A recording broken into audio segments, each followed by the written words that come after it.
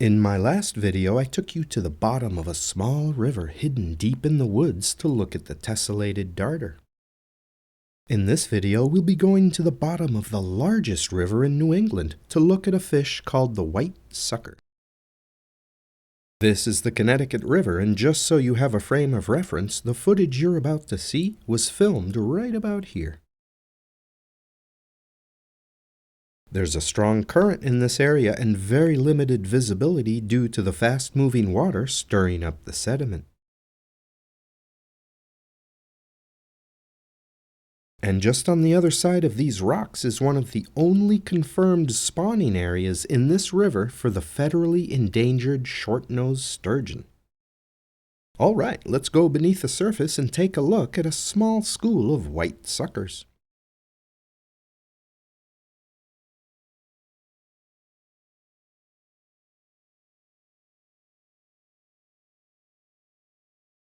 Down on the riverbed, the water is moving a bit slower than it is up on the surface, so these bottom-dwelling fish don't have to constantly fight a strong current. In fact, the spot where most of this video was filmed sits in between two massive rocks that create a relatively calm area for these fish, and that's probably why they've gathered here. White suckers can grow to a length of nearly 2 feet and live for up to 15 years or more. They have a sucker-shaped mouth on the underside of the head that is adapted for feeding on the substrate. They eat worms, fish eggs, aquatic insect larvae, algae, clams, and decaying organic material. In fact, these bottom-dwelling fish are not very picky about what they'll eat.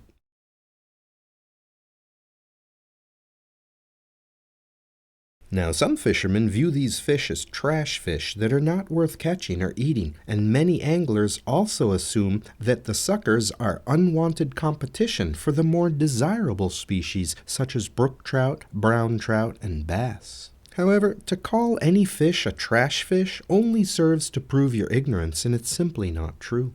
The white sucker is a valuable part of the aquatic habitats where they live, and no creature should be thought of as trash. In fact, in the small gravel-bottom streams where these fish like to spawn, their eggs are eaten by many different species of trout who gather below the sucker's spawning area so that they can eat their eggs as they drift downstream in the current.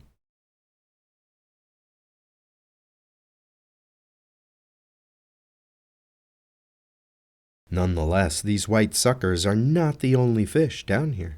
This is a smallmouth bass, and in just a moment, a large sea lamprey is about to swim by on its upstream migration to spawn.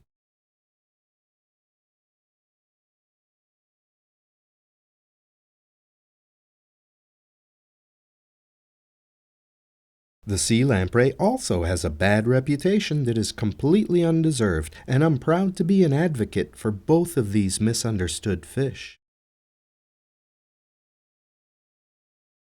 This is a range map for the white sucker. These orange-colored areas indicate where they're a native species, and these darker-colored areas are where these fish have been introduced and are not a native species. These benthic fish can be found in many different freshwater habitats of all sizes, ranging from large lakes to small ponds, rivers, and streams. They're very tolerant of a wide variety of conditions, and they're often the most abundant fish species in any given habitat, which makes them an important part of the ecosystems where they live. In the spring, when the water warms up to around 50 degrees Fahrenheit, white suckers will migrate up into small streams where there's a steady current and a gravel bottom in order to spawn. Some fishermen intentionally target these fish during their spawning runs in the early spring. However, catching them can be a real challenge because they're easily spooked by any movement along the riverbank. So catching these fish requires a stealthy approach, and it's best to wear colors that blend in with the background, such as green, brown, and tan. It's also a good idea to make sure that the sun isn't behind you, otherwise you'll cast a shadow in the water. And since they're such a wary fish, you don't want to cast your bait right on top of them. It's best to place the bait upstream from the fish and allow it to slowly drift downstream until it's right in front of them. Some hardcore anglers will even go so far as to approach the stream on their hands and knees so as to not scare these fish. Red worms and nightcrawlers worked along the bottom of the stream seem to be the most effective bait, and targeting the deeper pools in the stream makes it less likely that the fish will see you.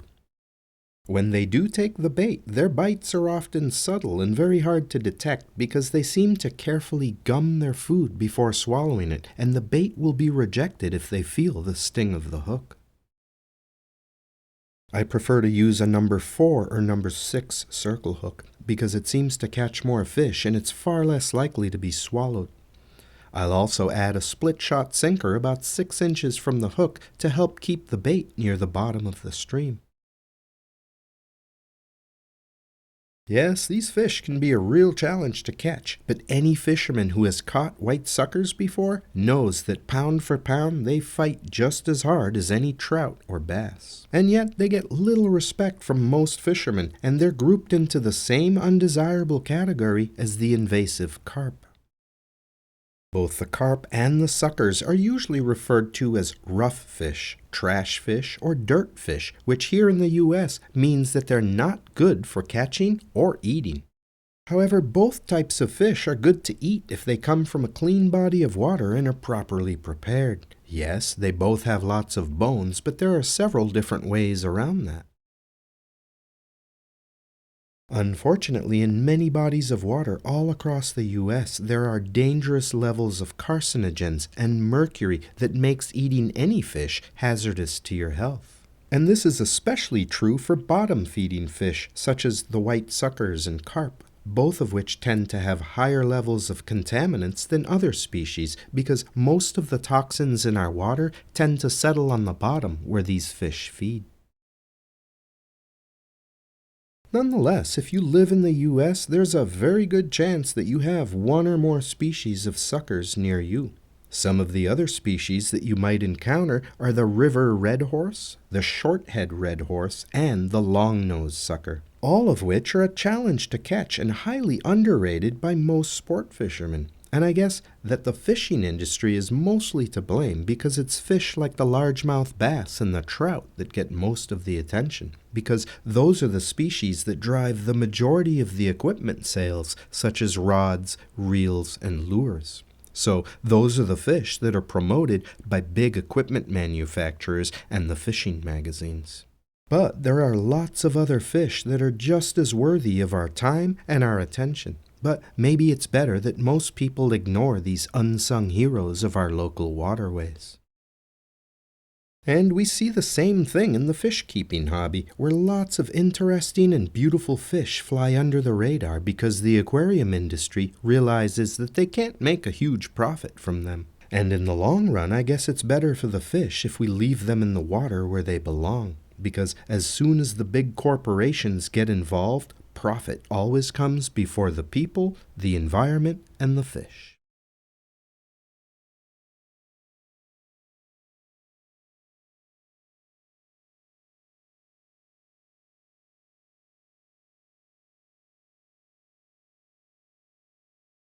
Thanks for watching, and I really hope that you have a beautiful day.